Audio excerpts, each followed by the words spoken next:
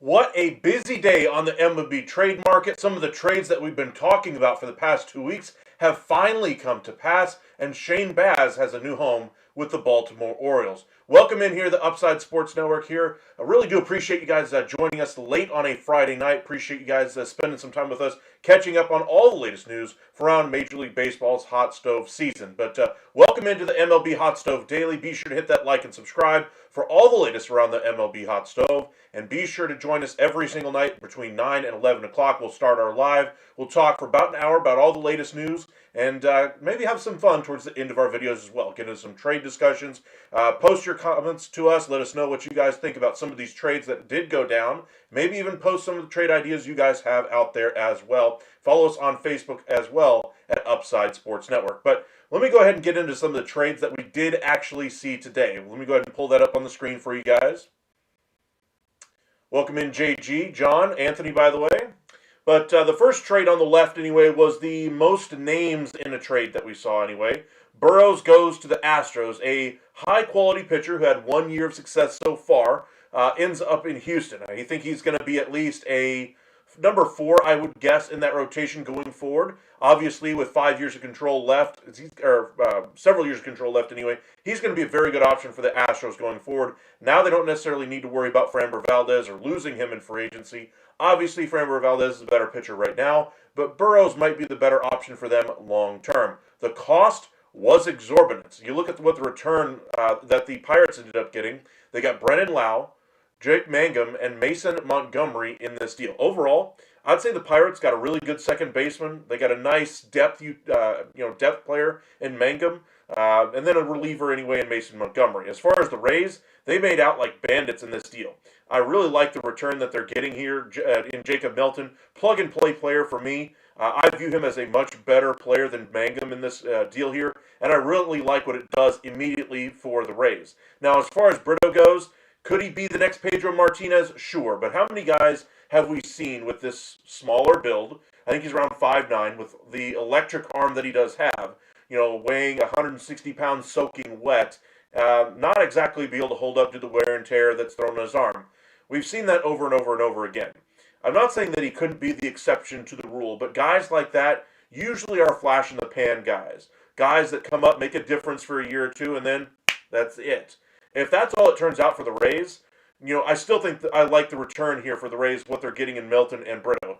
If Brito has any chance, or has a realistic chance, of being a starter long term, then the Rays made out like bandits here. I mean, Brito has, 4+ pitches right now, 5, depending on who you ask. But he's still got some time here. Melton is probably going to start opening day for the Rays, would be my expectation. The Pirates improved their offense here with Brendan Lau. That was the deal that was the closest at the winter meetings. I think that when the Shane Baz talks to the Astros kind of fizzled out, they tried to rework the deal between each of these teams, trying to figure out what deal would work out for each one of these clubs. With the Astros getting some starting pitching here, the Pirates getting some offense, and the Rays just kind of shuffling the decks. The other big trade that we did see is the Rays and Orioles, and this one I love even more for the Tampa Bay Rays. Shane Baz goes to the Orioles, had a rough year last year by, if you look at just the ERA, but he's still a very good, competent young pitcher. I believe he's got 3 years of control here. The best piece that they got in the deal was Michael Ferret, but none of these pieces are necessarily, blue chip pieces right off the bat. But you look at how many of these pieces could have real potential here for me. I like Slater,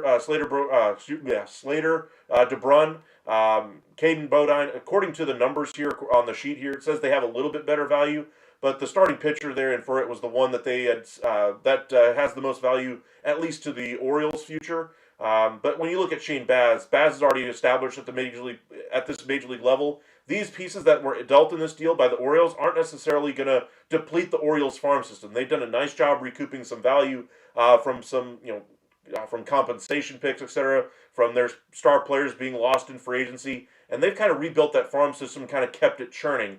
Really like what they did here, and they got a lottery ticket out of it by getting that compensation pick back. Overall, I just like the grab bag of prospects that you're getting from the Orioles here. None of those guys are necessarily the top-end pieces out of that Orioles system, so if they did want to go after a Freddie Peralta, like they had done with Corbin Burns in the past with the Brewers, maybe that's a trade we could see happening down the line here, but they at least get a solid rotation piece.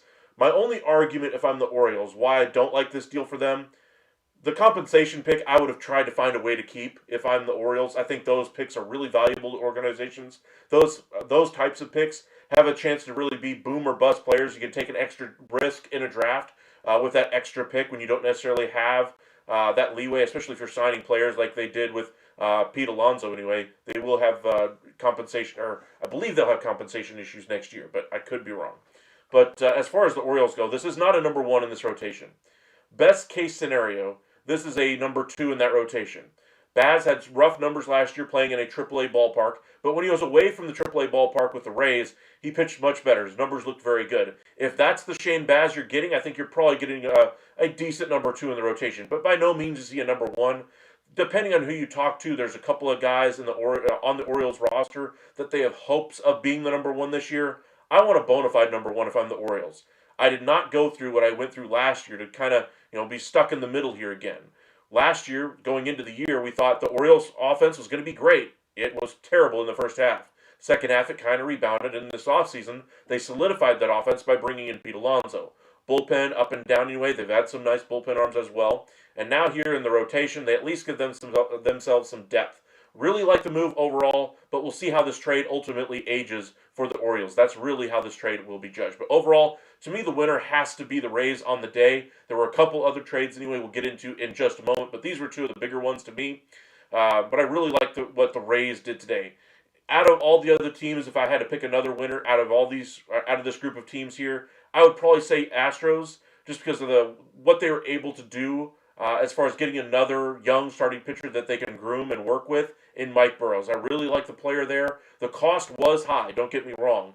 The Astros are not going to win any awards for their trade calculus each of the last 2 years. The trade that they did a great job last year with Kyle Tucker, but now you have a kind of the opposite of the spectrum here as far as value with Burrows. It's kind of you win some, you lose some, I guess, in these negotiations, and maybe they just value Burrows to that level.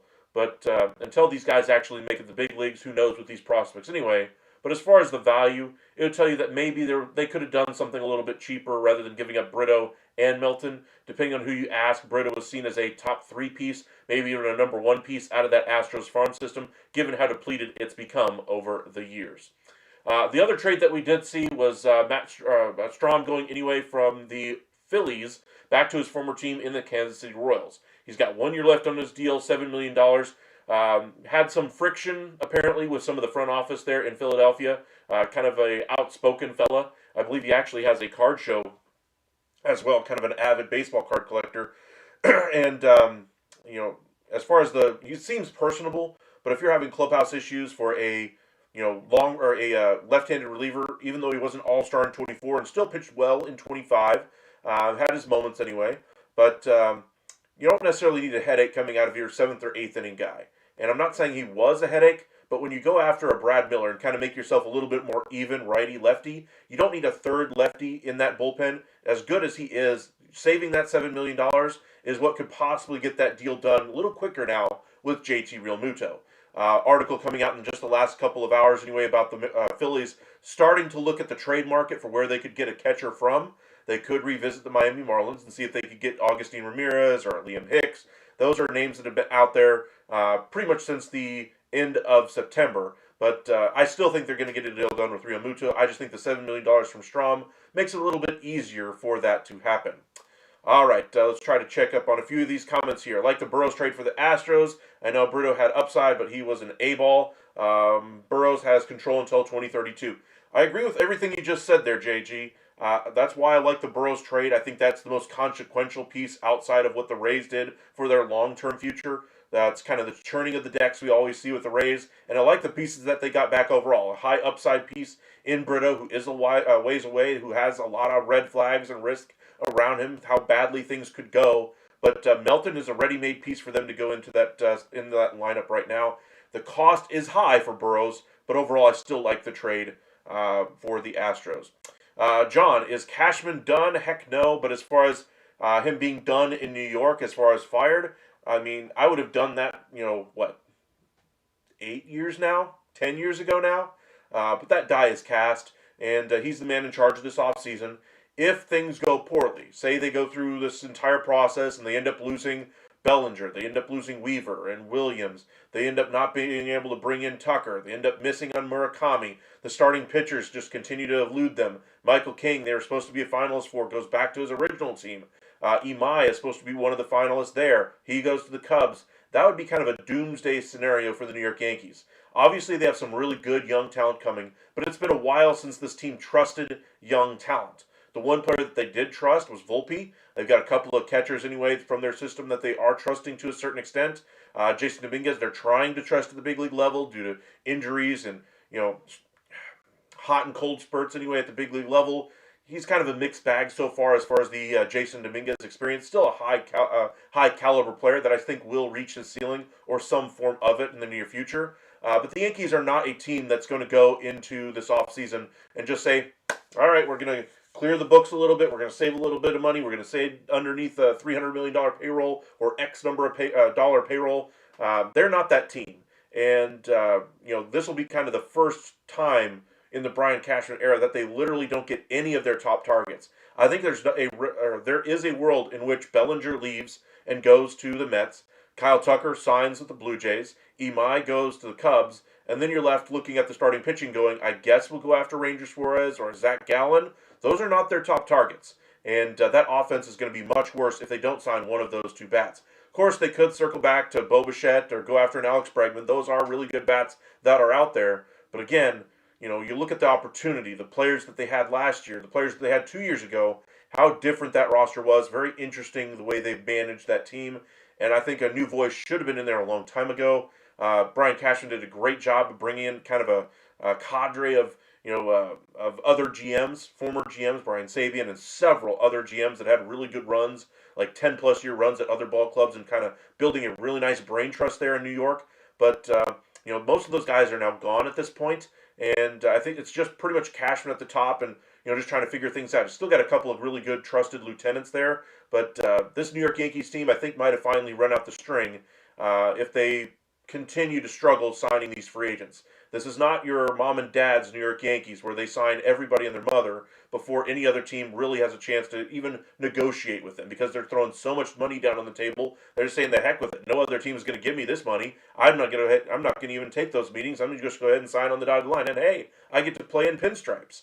That was the old calling card for the New York Yankees. The new calling card is, all right, you checked, you checked, you checked, I'll raise $10. He called, he called, he called, he called. If you guys are not familiar with Texas Hold'em, basically they're kind of pinching their pennies here a little bit, raising just the bare minimum in their negotiations with these free agents and just seeing if they can get a really good deal. While other GMs, that's a really prudent business model for them to follow because they don't have the deep pockets of some of these markets, Brian Cashman is not in those markets. While those teams are negotiating at, say, a $20 million value, they should be a team that's arguing for 24, 25 because they can afford it. And if you put that number in front of a player a little bit sooner than the other teams, a market that might have eventually gotten there anyway, you might get him for that number and avoid that race getting higher and higher and higher because you got a trump card already on the table of so much more money on the table, and you're the New York Yankees, you're going to be in the postseason or at least competing for it. That's still an argument that plays today. But the Yankees don't seem to be using that card this year. And I think if that number was on the table to a guy like Michael King, even though I think he really enjoyed playing in San Diego, he would not have signed a 3-year, $75 million contract with the Padres. If he had a full 4-year guarantee, say 4 years, $100 million, I think he probably would have signed with the Yankees. Ultimately, we got reports today the Yankees did not end up making an offer, a formal offer, to Michael King. So I think the New York teams, anyway, are just kind of missing the boat here. Their own free agents, the guys that they're really trying to target, they don't end up putting a piece of paper in front of them with a formal offer. Now, sure, you talk to the agent, you see what the number might be, and you're always exchanging numbers. So there is still negotiation, don't get me wrong, but at the end of the day, they didn't put pen to paper and try to get something done. It's different when you're talking about things, oh yeah, man, I'll get you that $10 next week when I see you. It's different when you're face to face and be like, hey man, I got the $10 right here. There's your money back. The transaction's done. Things are a little bit different when you're face to face, when you put pen to paper, when you put that contract offer in front of that free agent. And I think the Yankees, the Mets, those are teams that are kind of missing the boat on that and just kind of playing the the game all other GMs play, that they don't necessarily have to. And I think they need to realize that to be able to sign the players they're ultimately hoping to target. Anthony, welcome in. I'm Heel. Welcome back. I'd always be afraid when trading with the Rays. No kidding. These two trades, I think, are going to hurt for all of these teams, really, in the long run for the Rays. I think there's a good chance we see a guy like Slater DeBrun, who we've already heard the Rays are really, really high on. Pretty much the second the deal got done, the Rays are like, yes, we got him! And then, of course, you got your lottery ticket there and the compensation pick back. I really like Jacob Melton, and even if Brito doesn't get there, I like Melton as a long-term piece in the outfield for the Rays, at least until they decide to flip this generation of team over once again. All right, Eli, welcome in. Harley, welcome back. Appreciate you guys joining us once again. What do the Padres do next? It's a curious position they're in. I think their next idea for them would be to try to offload the contract of Jake Cronenworth.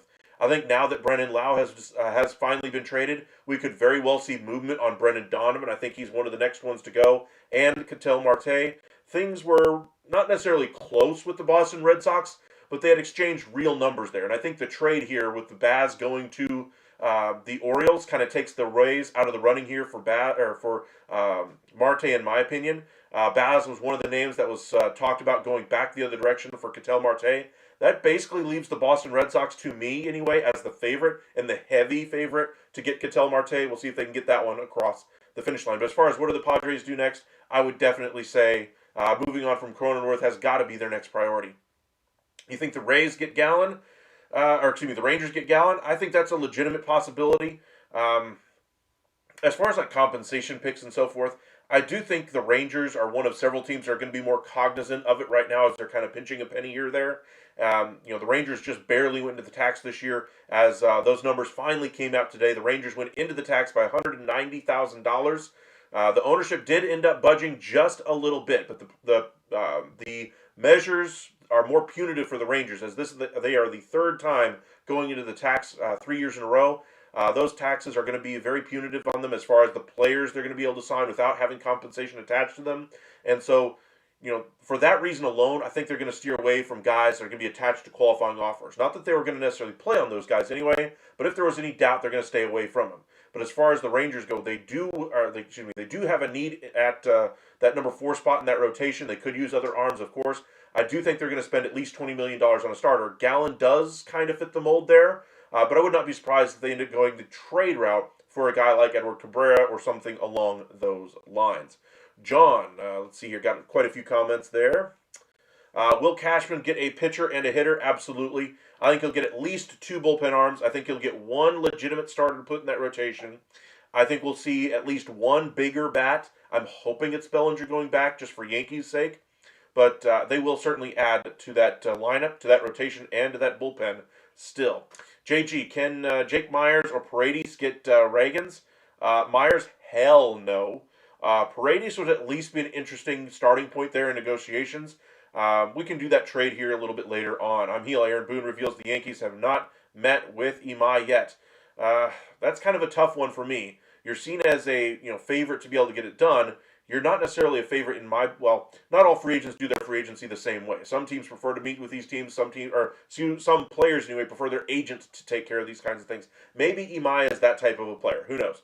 But just like these other international free agents that we're seeing this year, we aren't hearing too many teams talking about the visits they have with these players. It's not like the Yamamoto sweepstakes or Sasaki or Otani, where we pretty much know where these players are at based on their social media following. The Yankees, not necessarily meeting with Imai could be taken as a bad sign. I'm going to take it as a cautionary sign more than anything else. I still think they have just as much chance to win the bidding there as anybody else. Welcome back, Sam. Been a minute since I've seen you. Saw you come in our video the other night, a little late, but I appreciate you joining us all the same.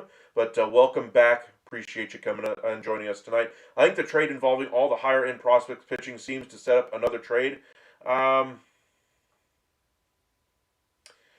As far as the Orioles here, you mean? This trade package here is definitely not necessarily the top-end pieces from the Orioles system, which does allow them to go after a bigger pitcher trade. That's why I mentioned Freddie Peralta, because they've gone to that well before, going after Corbin Burns. Let's see here. I'm sick of waiting for Cashman to do his work. A lot of teams are in that, or a lot of fan bases are in that same kind of thought process right now. Padres have met with Murakami. Yankees didn't make an offer to Imai. As far as like the Padres, meeting with Murakami, it's hard to gauge which teams have and have not met with him.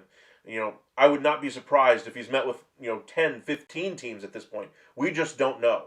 But I will say that probably by tomorrow night we will have some news on Murakami. I think we're going to have a day for that news to kind of get ironed out as far as the contract, and then for him to sign on the dotted line. Remember, he has to do so by 5 Eastern on Monday the 22nd, so we should get some news relatively soon.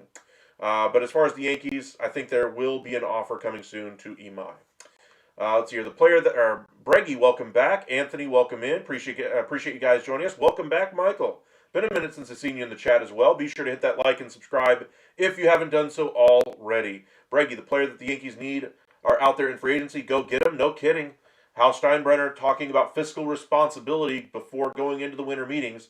Pretty much nothing happened at the winter meetings. They do need to get some lineup protection in there for Aaron Judge. They lost Juan Soto last year. They did a nice job supplementing that roster in the wake of the loss of Juan Soto. But this was seen as an offseason where they could really go out there and get their guy. Vlad Guerrero was supposed to be a part of this class. Of course, he signed the long-term extension in Toronto. Okay, he's off the board. There's still plenty of other options for them to go after. Looking at Kyle Tucker, looking at their own guy, Cody Bellinger. There are options to improve this lineup, or at least keep it status quo by bringing back Cody Bellinger. Let's see here, Anthony Upside. What 3-team trade can you do that involves 2 other teams and the Marlins sending at birth to one of the teams? Oh, Cabrera. Okay, I was gonna say that didn't make sense. Sending Cabrera to one of the teams, just kind of spitballing an idea. If you sent Cabrera to the Rangers, his value, we can go ahead and pull that up for you real quick and just kind of do a quick one, since I mentioned it earlier. You do a 3-team deal. You pull up Marlins, Rangers. third team in this trade could be uh, who could the third team be in this deal? Let me see here. Marlins. Cabrera's value is at currently 27.6. Starting pitcher, so inflate that a little bit, especially with the years of control. So you're looking probably 28, 29 value, if I had to guess. You're not giving up Leiter. You're not giving up Rocker. Carter ain't going anywhere. Young, possibly. Smith could be a nice piece. If I were to make a trade, I would package it around Josh Smith because while he's a versatile player and valuable in the first half, he's faded in pretty much every season he's played with the Rangers in the second half. And you're going to be counting on him even more this season, possibly playing in the field a lot more than he has in years past. I'm not moving Sebastian Walcott for anything right now. I could have heard an argument for Langford last summer anyway, but I don't view that as an option right now. I think that's a deal that gets done as far as a long-term contract. I think that's a deal we see this in the next couple of months for the Rangers. But a three-team deal, I'd say a team that could use a guy like Josh Smith, which would be the Marlins, honestly. They could use a player like that pretty much all over the diamond. As far as other pieces, they finally updated some of these prospect ranks for the Rangers and at least gotten some real value in here again. I don't know. I mean, if you could center it around like a Caden Scarborough, a Fitzgerald, and a Rosario, I think that would be the preference. But I think if you're looking to include a Josh Smith or a Josh Young, maybe you send one of these guys to St. Louis in a Nolan Arenado type of a deal. I don't know, for the Rangers probably be more of a straight up deal. Let's do a different team instead of the Cabrera going to the Rangers. Let's say he goes to the Cubs. They've been another team that's been mentioned with Cabrera. Say they're going to be trading, they're not going to trade Cassie. I think Rojas has a chance to be dealt. Nico Horner is out there as well. Say they find a way to bring in Alex Bregman. They move on from Nico Horner, move Shaw back over to his natural position over there at second base. That'd be an interesting starting point. Horner could be an option for the Marlins, but on a one-year deal, I think they'd want some more long-term pieces that are at the major league level. So if you're doing Horner, maybe go to a team that could use, his production. A team like the Mariners, if they can't get a deal done for Donovan, that could be an interesting move. So you center the deal around Horner going to the Mariners. And then where's Ian Happ's value at? That was another name we keep hearing as well.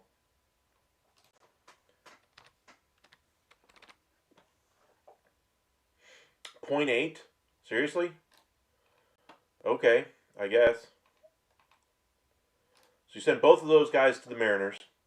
I'm not sure they would do it because the cost of those players' salaries might be more than the Mariners are comfortable paying. That's why a guy like Donovan was so valuable in a trade negotiation. Let's say they leave out Happ. Let's say you do this as this kind of a deal. So if you go to the Cubbies, you're giving up Horner. You're probably gonna have to give up another $10 million value here. So you're around $10 million. You're looking maybe like a Jordan Wicks would be interesting.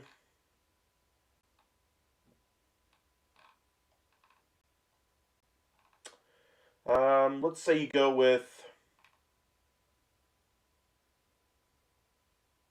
Jonathan Long, perhaps.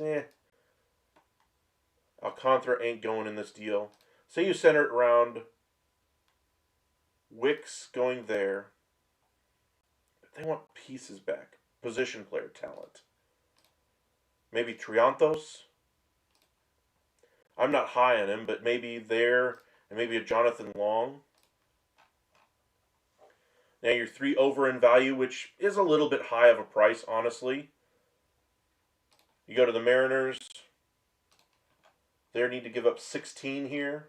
They have tons of prospects that would work. I might go for Yorger just because of his value here. Maybe go a little bit cheaper here. A Bliss, perhaps. Man, it really drops off there for the Mariners.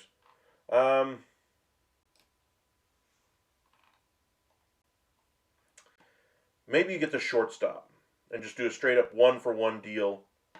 One top 10 prospect out of their system for 1 year of Nico Horner. I think the Marlins would be a little rich on this deal. So say they throw in a reliever on the major league side to the Cubbies to kind of round out this deal. Around $3 million or so. Gusto would be an interesting piece. Controllable asset.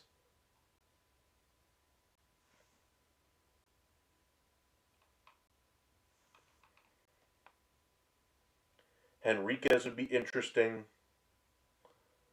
I'm going to say they throw Gusto to the Cubs since they need starting pitching depth. And there's your trade.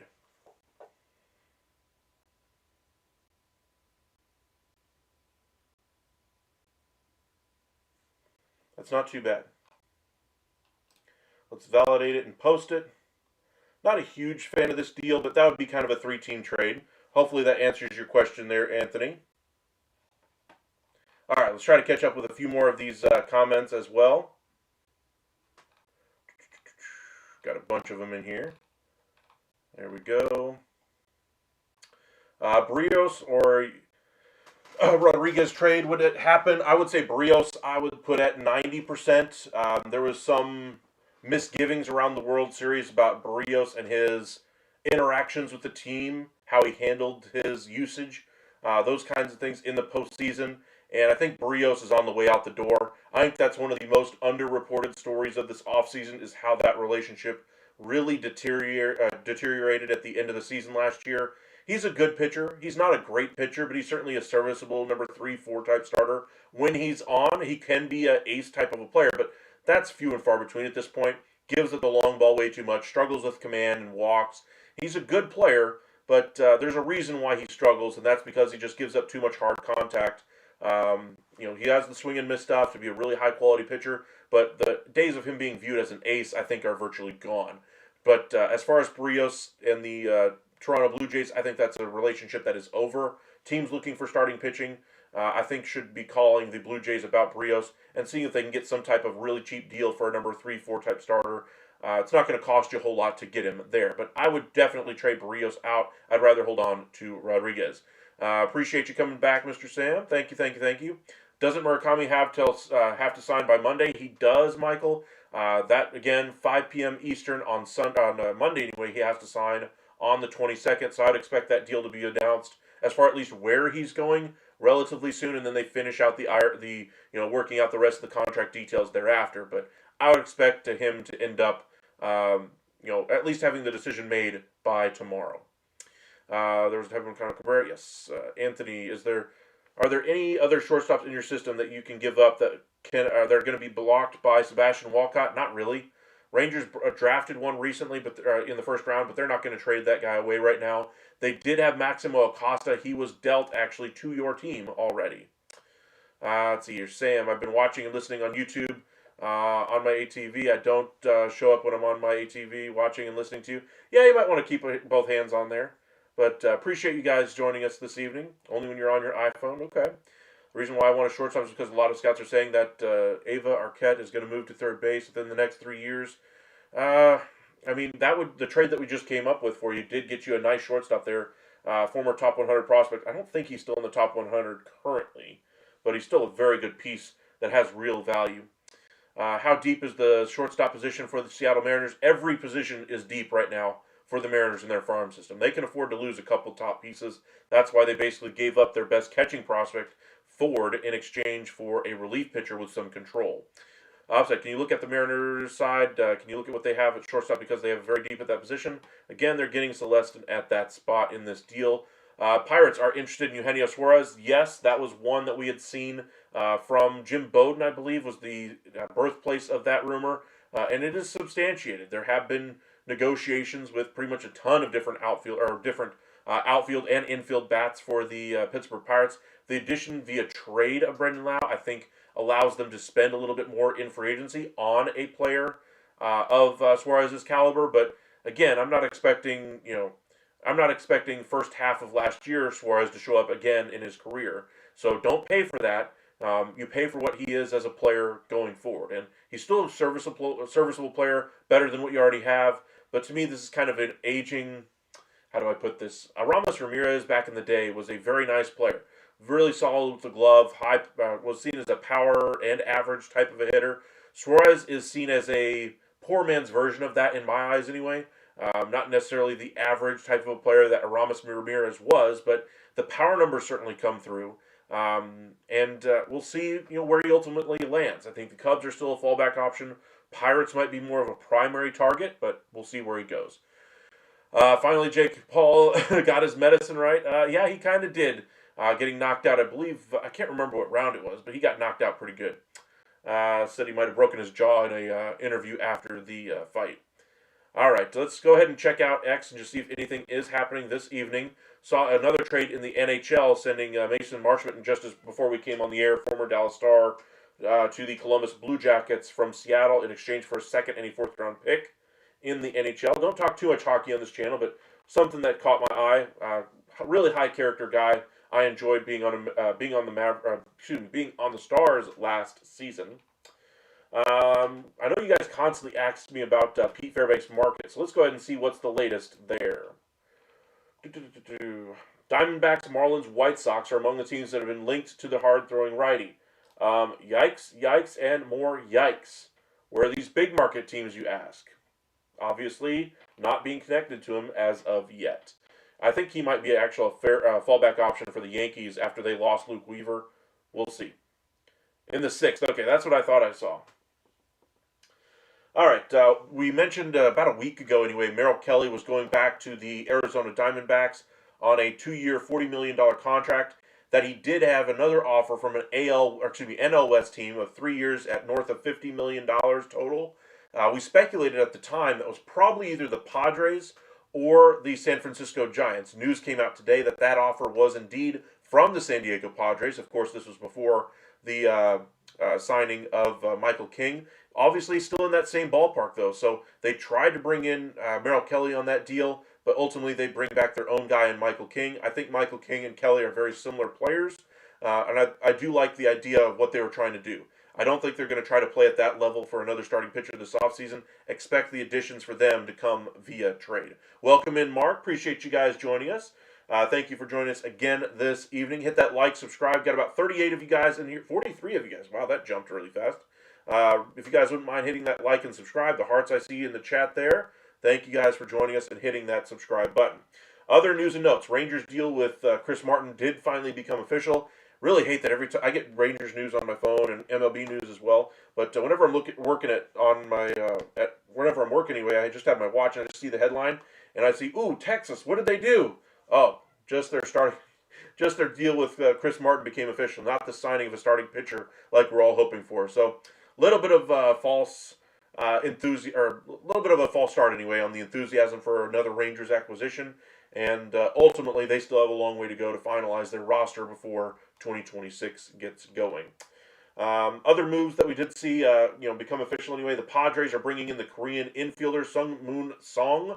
Pull him up real quick anyway. 3-year deal, basically around $13 million. Very similar to what they brought in Kim for originally. The deal that they had for him was 4 years, I believe, at $28 million. This is obviously a cheaper deal. 29 years old. 340 hitter originally, and most recently in his career, 315. So we'll see what he does. Obviously, Korean League is seen as a step below, of course, the Japanese leagues and so forth, or the JPB anyway. But we'll see how his game translates to Major League Baseball. Let's see here. Other news and notes. Minor league deals galore today. Marco Luciano, anyway, former top prospect of the Giants, getting DFA'd by the Pirates today. Ouch. I'm hoping another team picks him up because he had real talent back when he was with the Giants in their farm system. I think he was just utilized poorly at the big league level, and I think his career has basically gone sideways since then. B. Lee, welcome back. Appreciate you joining us. Jeff Passan on the Michael K. Show today. I wouldn't be surprised if the Jays land 2 of Tucker, Bichette, and Bregman. I do think they are probably the odds-on favorite for Kyle Tucker right now. If I had to put the chances of where Kyle Tucker goes, every day, each time I keep thinking about it, the percentage just keeps getting higher. And I'm going to go ahead and say it's probably in the 80 percentile range of where my confidence is that Kyle Tucker lands in Toronto. Just the gateway from Houston with George Springer and just their ability to spend right now. They're showing their financial might and utilizing that Rogers media money to improve that roster. Now, as far as Bo Bichette going back there, I have my questions. And then as far as Bregman, I thought he'd been an interesting piece, but I don't think they necessarily need him. I think Tucker is their preference. I'm not sure they have the money, at least their wherewithal to spend the money to bring them both in, but we shall see. Should they bring him back? I think they've moved on from him being the primary shortstop. Having him play a little bit of third or second, I think just muddies the waters there. While the bat is important, I think you can bring in Kyle Tucker immediately and set that lineup every single day without having to worry about where you're going to try to jury rig having Bo Bichette in there as well. Would it be an embarrassment of riches if they were able to get all of them, or just a couple of those guys like Jeff Passan mentioned there? Sure, but I think more realistically, I do think Kyle Tucker is the one they end up getting. I think Bregman's going to sign elsewhere. Your guess is as good as mine as where he goes at this point. I'd say there's probably 6 or 7 teams that all have about a 10% chance, and then take the field for the remaining 30. As far as Bichette, I think his market is rather limited. I think there's very few teams that actually value him at the number he's wanting. I think the Angels could be a team that steps out there. The old regime with the Washington Nationals, I would have more confidence in them getting the deal done. With the new regime, I still think they're going to do just fine with some of the higher priced clients out there. But we'll see if they have the wherewithal that the old staff did to get these deals done. Bealey, if you just want Tucker, you keep Barger and Clement in the lineup on daily. That's kind of my thought as well. I like Barger quite a bit. Clement showed in the postseason what he can be. I mean, both of those guys had up and down campaigns last year, just like every other player in Major League Baseball. It's a 162-game season, but I think both of those two players are players you can really build off of. And I'm not taking away their playing time in the name of Bo Bichette. Now, Alex Bregman might be a different story, but I doubt they get Alex Bregman. I think there's if I had to handicap it, I'd say there's probably in the neighborhood of 6 teams that have a good chance to sign, or 6 or 7 teams that have a good chance to sign Bregman. But we'll see where he goes. Let us know in the chat where you guys think he goes. I've told you guys where I think in the past where he goes, but you guys tell me, where do you think Alex Bregman does sign? Let's head over to X, see if anything's happening over there, any news, notifications, those kinds of things. Wow, Oklahoma City lost again, their 3rd loss of the season. Interesting. And of course the trade we mentioned there. Another trade as well, Kings sending Philip Deneau to the Canadians for a 2nd round pick. All the WBC news out there right now. I mean, sure, it's somewhat interesting to see who's going to be pitching for these teams, but I'm more interested in watching the World Baseball Classic than understanding who's playing for these teams. Obviously, you want the best players to be on your playing for your flag, but to a certain extent, just get to the games. The games are what's the important part, and then get out of there healthy and onto your spring training with your club and get back into the routine of playing, for your actual team where you'd get paid to play. You meant to see big move. Okay, let me read your question first. Andrew, Phillies, do they make a move for another player after Strahm trade? Another big move? I would say no. I think Real Muto is probably the big move that they do. And in that rotation, whether it be Suarez or Imai, your guess is as good as mine. I would prefer Suarez, but I understand the Phillies fan base wanting Imai. Imai a Cub, I think that's a really good chance right now. I'd probably put that in the 45% chance of happening. I'd still take the field that's being in there for Imai because I think there's so many teams that could use or utilize a pitcher of his caliber. All right, it was a long one for me today at work. Unfortunately, I had to basically go in really, really early. Worked about 15 hours today. It felt like maybe a little more. All kinds of crazy shenanigans with holiday traffic outside and all the nonsense in the store with the customers and so forth, and then of course staff concerns were more than usual today. So I've had it today would be an understatement. It's nice to be able to unplug for about an hour after I got home. The missus anyway had a really nice meal ready for me, so it was really nice to come home to that and just be able to forget the day for a moment. But to say I've had a day is an understatement. I'm ready to hang it up, get some actual sleep, and be more energized for tomorrow. Tomorrow is a shorter day for me. I work only 8 to 5. Hopefully we don't have to stay open ridiculously long hours after that with people trying to get last minute things done before the end of the year and their benefits expire. But the plan is for us to do a stream tomorrow. Sometime between 7 and 9 is when we'll start, depending on how late I get out, and actually get a chance to get some energy again. and then we'll be live for probably about an hour and a half, 2 hours. There's a few topics I want to get to that are not necessarily strictly based on the headline of the day. I'm sure we'll get some big news tomorrow. Like I said, I'm expecting Murakami to happen fairly soon. Now that we've seen the first domino fall of the second base trade market, I do expect a Brendan Donovan deal fairly soon. Same thing with Ketel Marte. Those of those markets should get moving here. The relief market should get going as well. The starting pitcher market finally had one of their middle of the kind of 2-3 starter pitchers kind of go here with Michael King go and now Shane Baz on the trade side of things.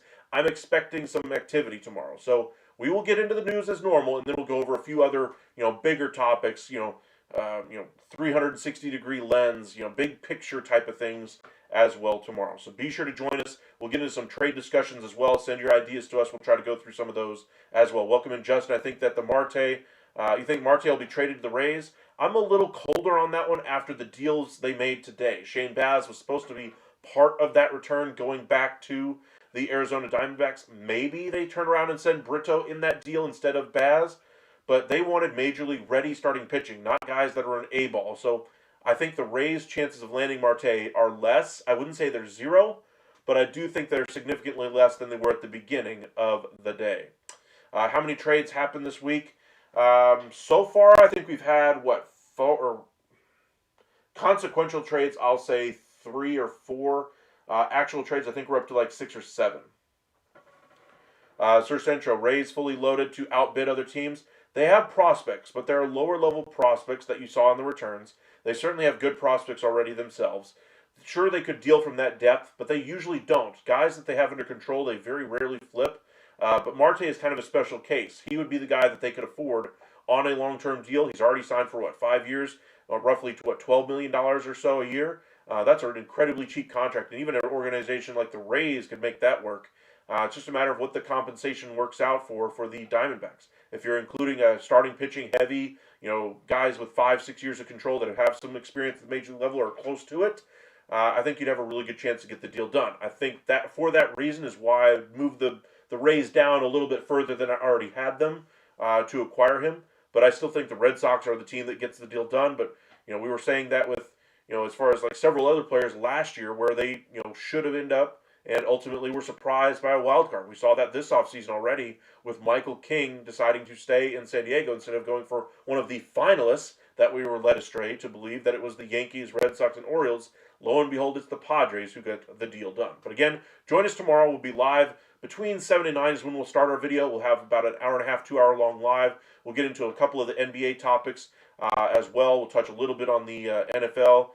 Might touch on the college football playoff for like a minute. I'm not much of a college football fan, but I'll pay attention to the playoff there as well. Andrew, I'd like Bregman on the Phillies if we don't get one of the Japanese third basemen. I'm not arguing there. I think all those options that you mentioned there, Okamoto, Murakami, Bregman, all those I do like as Philadelphia Phillies. The question is, what do they do with Bohm if they do make that move? To me, it's always best to go after free agents in those types of deals, especially if you view that player you currently have and the player you're signing in free agency very similarly. Even though you may have a lower acquisition cost or lower return on your investment than if you had done the trade first and then signed the free agent, I think having that extra trade asset to go out there and bring whatever else you need via trade in there, is the best way to go. You don't actually diminish your roster as a whole. In fact, you improve the one spot you perceived yourself as weak in over there at third base by bringing in a Bregman or Nakamoto or a Murakami, and then capitalize on the value of Bregman on top of that. So I always prefer that. That's why whenever we're doing draft talk, I'll always be an advocate of trading down. I like having more assets. I don't usually advocate for trading up unless it's a truly generational type of a player in any one of the drafts in any of the 4 major sports out there. But as in terms of the Philadelphia Phillies, bringing in Bregman, moving on from Alec Bohm would be just good asset management if they were able to do something like that. I doubt they do something like that. I think the rest of the Phillies offseason is going to look something like bringing back Ranger Suarez, bringing back Real Muto, and then kind of working around the periphery of that team. I'm happy with the Sixers beat the Knicks. The East is wide open. Every day one team does not take control of that entire conference means that the trade prices are going to go up for everybody that's on the trade market. You think Anthony Davis is going to be sold for a song this trade deadline season? He very well could get a really nice return in this market, but we shall see. Thank you, Sir Centro. Appreciate you joining us. Evan, just about to hang it up here, but if you want to rewind, I would encourage you to do so. Talked a bit about all the trades we saw today. Had a little bit of fun there as well. But appreciate you guys joining us this evening. Again, we'll be live tomorrow between 7 and 9 is when we'll start, and then we'll roll for a couple of hours there. So be sure to join us then. Thank you guys for your support, and I am going to get some rest. I am shot. Y'all take it easy out there. Stay safe, and we'll see you tomorrow night.